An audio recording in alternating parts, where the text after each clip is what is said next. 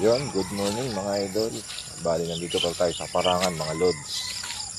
Ating itatali na si tuna. At baka maitali pa ng ibang mga idol.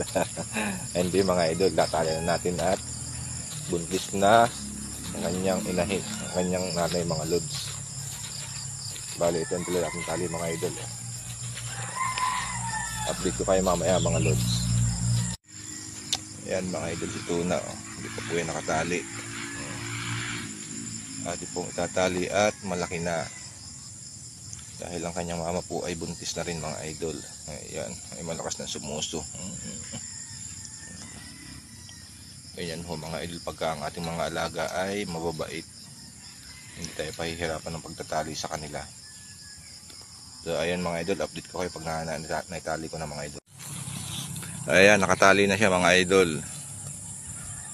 Medyo nagwawala pa at naninibago mga lods. Mga 2 araw mga idol, masasanay din yan. Ayan si tuna mga idol.